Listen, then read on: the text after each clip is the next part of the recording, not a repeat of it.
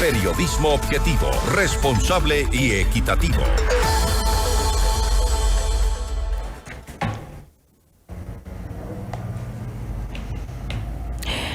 El expresidente de la Asamblea Constituyente, Alberto Acosta Espinosa, rechaza la movilización de cientos de soldados y policías a la parroquia Palo Quemado, que según él busca imponer la minería en Cotopaxi.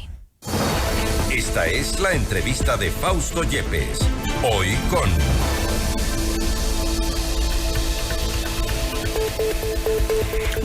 A esta hora estamos en contacto ya con el economista Alberto Acosta, expresidente de la Asamblea Constituyente, para hablar sobre la situación en Palo Quemado, además de un análisis de la política y seguridad del país. ¿Qué se viene? También una consulta popular que algunos incluso han cuestionado. Economista Acosta, gracias por estar con nosotros. Fausto Yepes le saluda, bienvenido. Muy buenas tardes, Fausto. Economista, la situación en Palo Quemado comienza a complicarse. Parece que hay oposición, al menos de algún grupo de habitantes de este sector que se oponen a esta consulta ambiental. También han dicho desde el sector minero que se trata de infiltrados del sector indígena que intentan frenar las actividades mineras legales en este sector. ¿Cuál cree usted que debería ser la posición en este punto, tomando en cuenta que se prevé esta consulta ambiental y hasta ahora no se logra? Bueno, en primer lugar habría que tener en consideración la necesidad de que una consulta ambiental se realice de una manera adecuada. Se tiene que garantizar a la comunidad o a las comunidades el acceso amplio y oportuno de la información correspondiente a un proyecto a ejecutarse. En segundo lugar, hay que crear espacios de diálogo libres, respetuosos, acorde a la cultura de cada territorio, es decir, entre la comunidad y la autoridad ambiental competente. Luego hay que recopilar, sistematizar y evaluar las opiniones y observaciones de la comunidad, y la comunidad tendrá la oportunidad de decir si está o no de acuerdo. Lo que no se puede impulsar de ninguna manera es una consulta usando la fuerza, y menos aún una consulta como el caso del Cantón Sicchos, provincia del Cotopaxi, parroquias Las Pampas y Palo Quemado, violentando lo que estableció una disposición de la Corte Constitucional. La Corte Constitucional echó abajo el decreto, creo que era el 754 del presidente Guillermo Lasso, y dijo que tenía que darse paso primero a la expedición de una ley que permita llevar adelante las consultas ambientales, la consulta previa, libre e informada, y este rato el gobierno con un reglamento fraguado en el Ministerio, entiendo que de Ambiente, quiere imponer la consulta popular. Es más, hay una disposición de un juez competente de esa región que dice que hay que suspender la consulta ambiental. Y de plano yo creo que estamos viviendo una vez más un ejercicio, un capítulo de terrorismo estatal a través del cual se quiere imponer la minería en el país. ¿Cómo lograr, economista, un diálogo cuando vemos que, bueno, por un lado, evidentemente la fuerza pública ingresa, trata de llegar a estas zonas? Por otro lado, hay una respuesta también por parte de los pobladores, pero hay la forma de encontrar un punto medio. Vemos ahí, tenemos las imágenes de la situación en Palo Quemado. Es lo que ha ocurrido en estas últimas. Estas son las imágenes en los exteriores del Ministerio de Ambiente, donde hay una protesta por parte de sectores convocada por la Confederación de Nacionalidades Indígenas del Ecuador en respaldo a lo que ocurre en Palo Quemado. ¿Cómo llegar a un diálogo cuando parece que no hay manera de que cedan ni de uno ni del otro lado? Fausto, aquí hay un problema de fondo sumamente complicado y difícil. Todos los proyectos mineros existentes en el país parten de una base de inconstitucionalidad indiscutible. En la Constitución, el artículo 57, numeral 17, se estableció que debía haber habido una consulta prelegislativa cuando se trata de territorios indígenas, de territorios de los pueblos afro y de los pueblos montubios. Eso no se cumplió. Se impuso a través de una decisión de la Corte Constitucional de Transición la ley y se dijo que en las próximas leyes se tomaría en consideración. Luego, con esa ley impuesta en enero del año 2009, se atropelló lo que estaba ya establecido en el mandato constituyente número 6, que configura una ley orgánica, una ley ordinaria no puede violar, no puede reformar y cambiar una ley orgánica.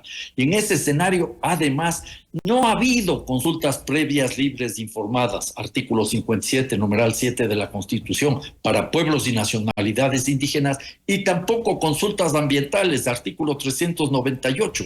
En ese escenario partimos de una base en la que toda la minería legal tiene una sustentación ilegal. Por eso también es el rechazo y la protesta de las comunidades que conocen que lo que se está haciendo es imponer a sangre y fuego la minería en el país. Ya sucedió en gobiernos anteriores como el de Correa, la imposición de la minería en la cordillera del Cóndor, el proyecto Mirador y también el proyecto Fruta del Norte en la provincia de Zamora, arrasando con una población y persiguiendo a las comunidades. Se repitió lo mismo en la provincia de Imbabura, en Intac, y tenemos situaciones también de irrespeto abierto a la voluntad del pueblo expresado en las consultas populares.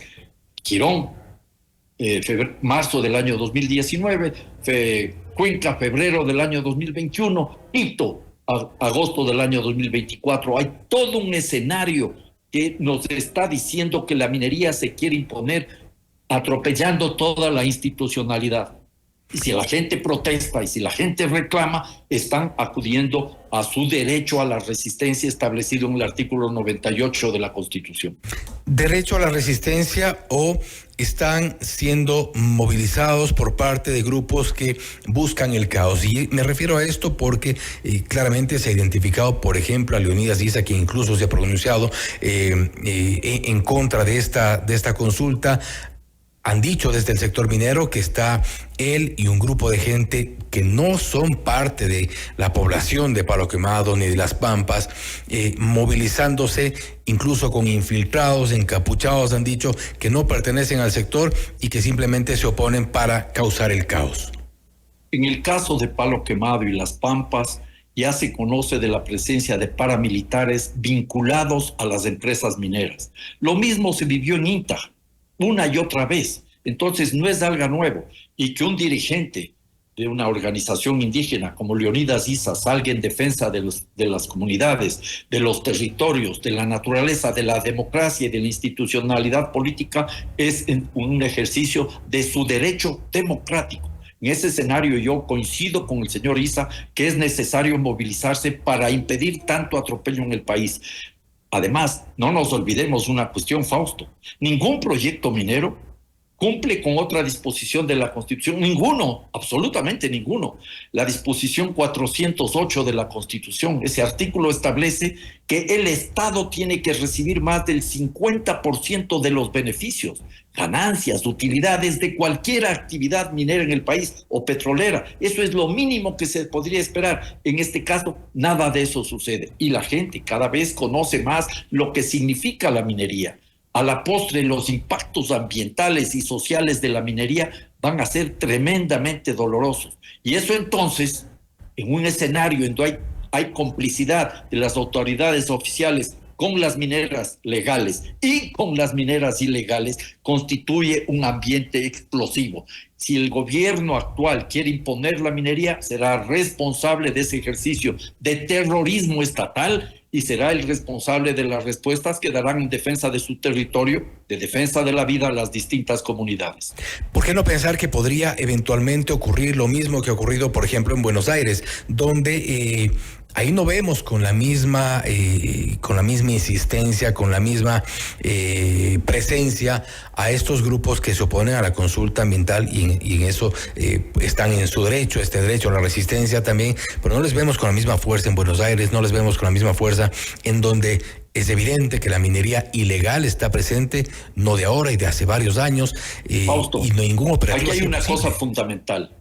La minería ilegal está presente desde hace varios años gracias a las complicidades con los gobiernos. Eso es indudable. En el Plan Nacional de Desarrollo del Sector Minero, en la página 108, 109, 110, 111 y 112, se establece provincia por provincia, cantón por cantón, parroquia por parroquia, donde hay minería ilegal. ¿Por qué no intervienen los gobiernos? ¿Por qué no meten ahí la fuerza pública para impedir la minería ilegal? No, ahora acogiéndose al conflicto interno armado, esta guerra declarada por el presidente Noboa, con el pretexto de esta guerra, movilizan cientos de militares y de policías para imponer una consulta ambiental, atropellando todo tipo de legalidades. Yo creo que estos son los elementos que tenemos que tener claridad. Aquí hay una complicidad del gobierno, no solo con las grandes empresas transnacionales, sino también con los grupos que están llevando adelante la minería ilegal. Pero de ahí un poco el cuestionamiento, porque igual, y evidentemente hay una ausencia de Estado, y eso creo que es evidente. Hay ausencia de Estado en Buenos Aires, hay ausencia de Estado en el Oriente. En su momento, las autoridades de ambiente del gobierno anterior daban algunas respuestas tibias, por no decir frías, respecto a lo que podían haber hecho en estas zonas del Oriente, que abiertamente se denunciaba la presencia de minería ilegal, con maquinaria incluso de gobiernos autónomos descentralizados, Y se ha denunciado que mucha gente, incluso de la comunidad, se beneficia de estas actividades. ¿Cómo lograr a un punto en el que también todas estas fuerzas como la CONAIE y los grupos que están opuestos a la minería hagan presencia también allí? Es decir, hay ausencia de Estado y hay ausencia también. Fausto, todas estas organizaciones que están enfrentando a la minería han sido suficientemente categóricas para impugnar la minería ilegal. Cuando uno está cuestionando la minería legal por su ilegalidad, por su inconstitucionalidad, no está defendiendo la minería ilegal, ni está alcahueteando a los mineros ilegales. Nada de eso. Lo que se quiere aquí es que, por un lado, el Estado cumpla con su obligación de impedir las ilegalidades. Sabe dónde hay minería ilegal y no actúa. ¿Por qué? Esta es la pregunta de fondo. Y ahora, las comunidades se están organizando y están dando respuestas, pero por supuesto no es fácil hacer una lucha este rato, porque vemos cómo esa complicidad del Estado con la minería ilegal y también de las mineras legales con la minería ilegal avanza en medio de todo lo que es este proceso de presencia creciente del narcodólar. Todo eso está envuelto este rato y eso es uno de los elementos que genera y aumenta la inseguridad jurídica en el país. De los gobiernos anteriores es evidente que no ha habido una política de Estado para enfrentar ni a la minería legal en las condiciones que deba implantarse, ni a la minería ilegal combatiéndola. ¿Ocurre eso ahora? ¿O hay Estamos viendo que el presidente Noboa lo que está haciendo aquí, lo que está haciendo en este momento el presidente Noboa, Fausto, es inaugurando un nuevo capítulo del festín minero del siglo XXI. Está dando paso a una represión, a violencia para imponer la minería. Ya llegamos a una conclusión básica. La minería no solo que provoca violencia, sino que la violencia aparece como condición necesaria para que haya minería. Hay que romper a las comunidades, hay que debilitar a las familias, hay que imponer estas consultas ambientales forjadas desde arriba, atropellando la Constitución, la ley, y a la postre hay que terminar por afectar la naturaleza. No nos olvidemos los enormes impactos ambientales que tienen estos proyectos mineros. Y no me vengan con el cuento, Fausto, de que hay tecnología de punta. Esto sería aceptar como que Drácula ya se volvió vegetariano y le vamos a tolerar que se quede como cuidador del banco de sangre. No, la minería a pequeña escala, mediana escala, gran escala, genera tremendas afectaciones ambientales. Hay que actuar con mucha responsabilidad y con mucha seriedad, y por eso defiendo y apoyo la lucha de la gente, de las comunidades que está defendiendo sus territorios, que está defendiendo la vida, no solo de esa gente misma, sino de la sociedad en general. Desde el sector minero, y tengo que preguntar esa parte, han dicho que el impacto es mínimo. Evidentemente se habla de tecnología de punta, de un impacto mínimo, y que ustedes se oponen al desarrollo. Bueno, habría que preguntarnos qué país logró el desarrollo teniendo como fuente preferente de su economía la exportación de minerales. Esa sería la pregunta inicial. La segunda pregunta sería tener en consideración todos los impactos que tiene la minería. Voy a darles unas cifras en relación al proyecto Mirador. El proyecto Mirador, que es el primero que se impuso a sangre y fuego, pensemos Nanquín, pensemos Tundaime, en la cordillera del Cóndor. Ese proyecto tuvo autorización para realizar actividades iniciales de extracción de 60,000 toneladas al día. Se saca una gran cantidad de materiales del subsuelo, ¿ya? Y una parte de eso es lo que luego se transforma en la mena, que es lo que se exporta y luego se refina para obtener sobre todo cobre y otros minerales que no sabremos cuáles son ni cuántos son. Aparentemente solo es cobre, pero siempre hay otros minerales. Luego de 30 años, esa mina dejaría una desecho cantidad, lo que se llama la escombrera, los materiales sólidos, por 440 millones de toneladas de desechos sólidos en las escombreras. Eso equivale a 5 panecillos de la ciudad de Quito.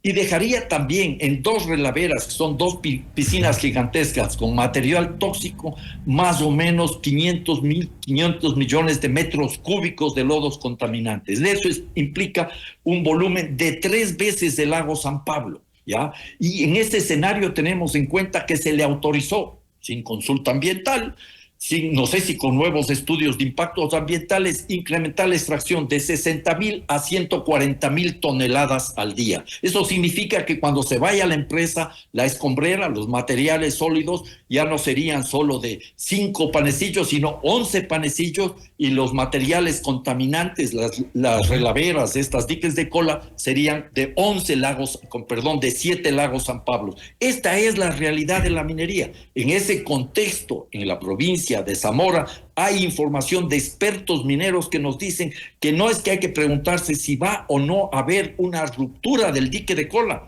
sino que cuándo se va a provocar esa ruptura, porque incluso la tecnología adecuada no es la más conveniente. Que eso es un poco lo que eso yo creo que también debe quedar absolutamente claro. Por eso insisto, tenemos que ser muy cuidadosos con aceptar la minería que se nos vende como la gran solución de los problemas. Y aquí un asunto, Fausto. El año pasado, ¿cuánto se exportó de minerales? 3.300, 3.400 millones de dólares. No es cuestión de cuánto se exporta, cuánto le queda al Estado ecuatoriano. Las regalías eran de 202 millones de dólares. ¿Cuánto le queda al Estado ecuatoriano? ¿Y quién va a asumir después la reparación de la naturaleza?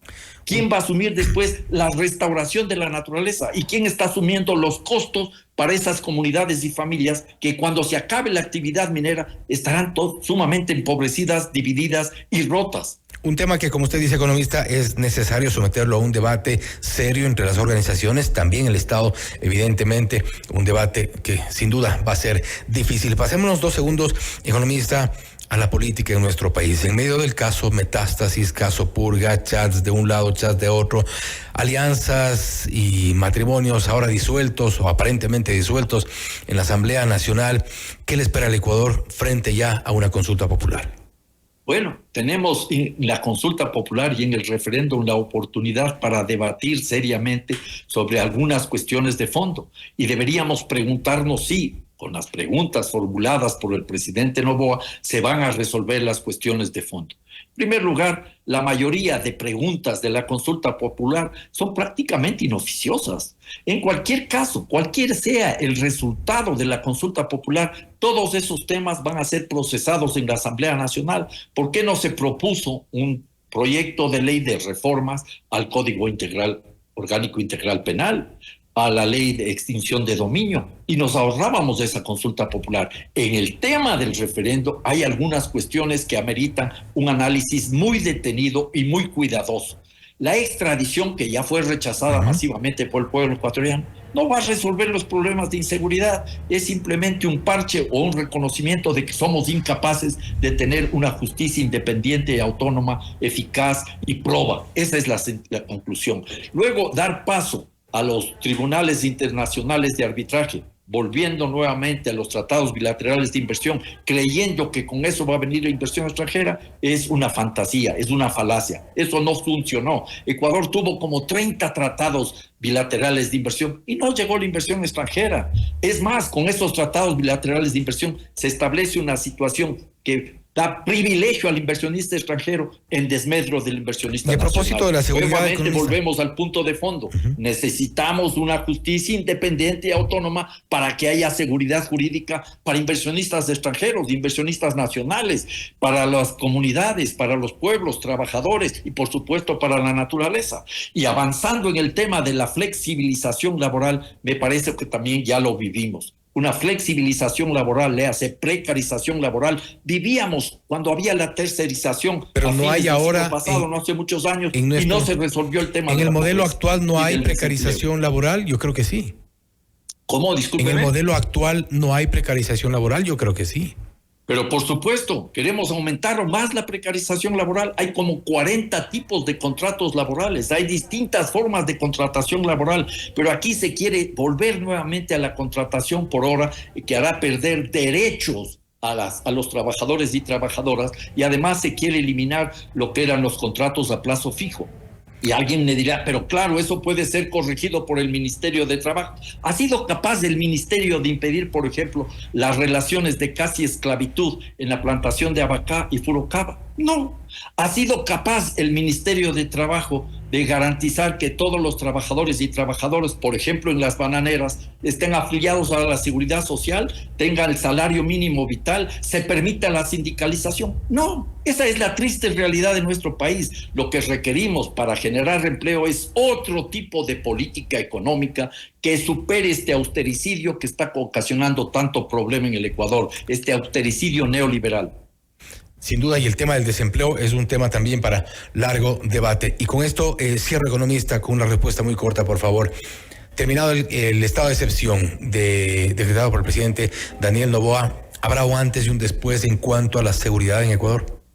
Bueno, estamos viendo que el estado de excepción no ha resuelto el tema de la inseguridad. Siguen los asesinatos, el sicariato campea. Es cierto que de alguna manera al controlar las cárceles se logró disminuir ciertos momentos de violencia, pero en la práctica se han incrementado y en un volumen importante las extorsiones, los secuestros, todo lo que son las vacunaciones, todas las vacunas. Esta es una triste realidad. Los problemas no se van a resolver, Fausto, militarizando la sociedad y recurriendo al populismo penal. Tenemos que trabajar en los ámbitos profundos en donde se va a generar las condiciones de una genuina seguridad ciudadana. Y eso pasa por justicia social y justicia ecológica. Y presencia del Estado, como hemos mencionado por tantas ocasiones. Economista, nuevamente y siempre un gusto. Muchas gracias, Fausto. Diálogo con usted. Gracias nuevamente. Ha sido el economista Alberto Acosta, expresidente de la Asamblea Constituyente, hablando sobre varios temas de coyuntura, la situación en Palo Quemado, la minería legal frente a la minería ilegal y también la oposición por parte de las comunidades de varios sectores, además de un análisis de la política en nuestro país. La seguridad también se ha solucionado, el tema de inseguridad en el país con los estados de excepción, al parecer de momento no del todo, que otros sectores puedan también reclamar por presencia del Estado y abonaría a la seguridad, podría ser también una de las conclusiones. Esto es Notimundo Estelar, siempre bien informados. Usted está escuchando Notimundo.